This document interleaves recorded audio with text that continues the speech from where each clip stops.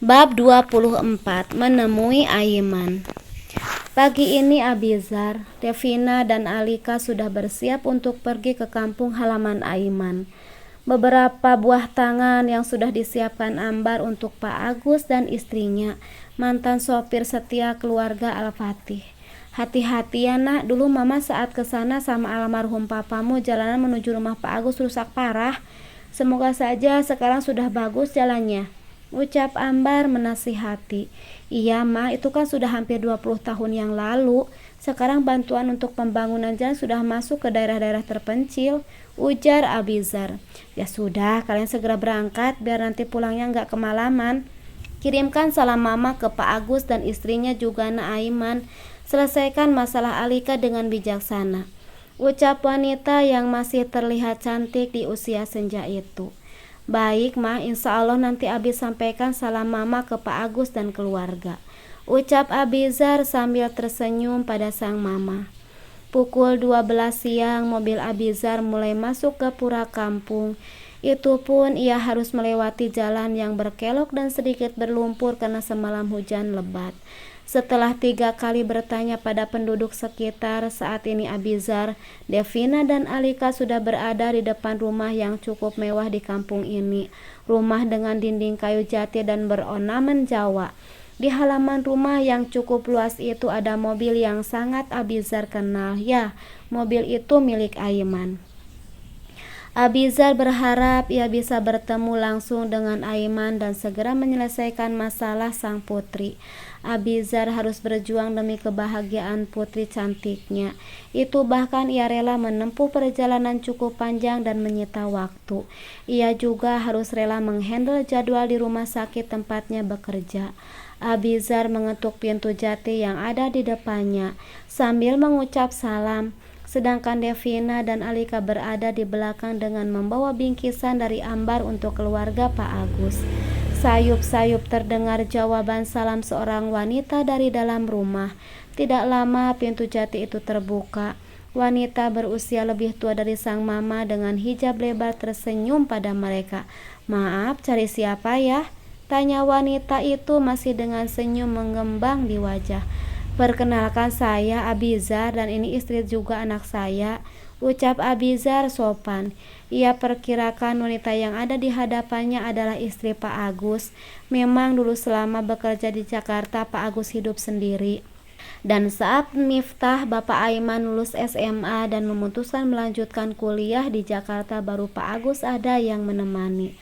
Abizar, apa benar ini Den Abizar, putranya Tuan Hilman dan Nyonya Ambar? Tanyanya ragu. Dahinya terlihat berkerut sambil menerka. Abizar tersenyum sambil mengangguk mengiyakan. Masya Allah, silakan masuk atuh Den, Non, silakan duduk, ucapnya senang. Sebentar saya panggilkan Bapak dulu, ucapnya sambil berlalu ke dalam rumah. Kak Aiman mana ya Pak? Alika takut Kak Aiman gak mau bertemu Alika, lirih gadis cantik itu. Wajahnya terlihat cemas. Tenang ya sayang, kita bicarakan baik-baik. Devina kembali menenangkan sang putri dengan mengusap punggung tangannya. Masya Allah, Den Abi, Non Devina, apa yang membawa kalian bertandang ke gubuk saya ini? Ujar Pak Agus dari dalam rumah dengan berjalan cepat menyambut Abizar. Abizar tersenyum menjambut tangan Pak Agus untuk bersalaman sambil memeluknya. Kami kesini selain ingin silaturahmi juga ingin bertemu Na Aiman. Pak Agus dan keluarga bagaimana kabarnya? Alhamdulillah kami semua sehat. Bagaimana kabar Na Abi, Non Devina, Non Alika dan juga Bu Ambar? Alhamdulillah kami semua juga sehat Pak. Bapak dan Ibu dapat salam dari Mama. Mama juga mengirim bingkisan untuk kalian, ucap Abizar sambil menyerahkan bingkisan yang ada di tangan Devina dan Alika.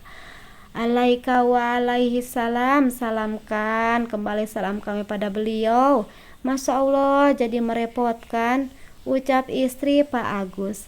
Sama sekali tidak merepotkan kok Bu, ujar Devina sambil tersenyum cantik.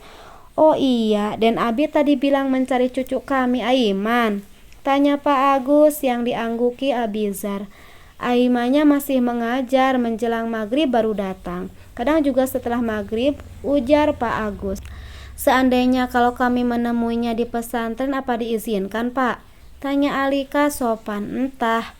Ia tidak sabar segera menemui Aiman dan meminta maaf pada pemuda tampan itu.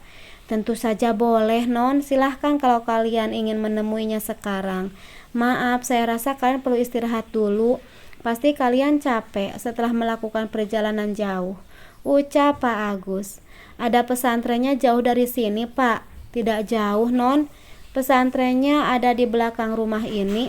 Cukup berjalan 5 menit untuk sampai ke sana. Non Alika tinggal bilangmu bertemu Ustadz Aiman, ucap istri Pak Agus. Pak, Alika menemui Kak Aiman sekarang ya. Nanti aku suruh dia pulang untuk berbicara dengan Papa, ucapnya minta izin. Beneran mau bertemu Nak Aiman sendiri? Tanya Devina meragukan. Insya Allah siap, ucap Alika mantap. Setelah mendapat anggukan mama dan papanya, Alika menuju pesantren dengan arahan Bu Agus.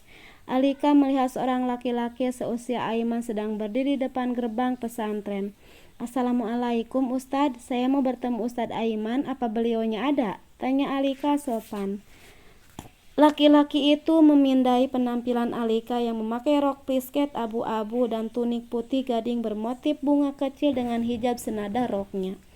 Penampilan cantik yang menunjukkan kalau gadis cantik itu bukan warga sini.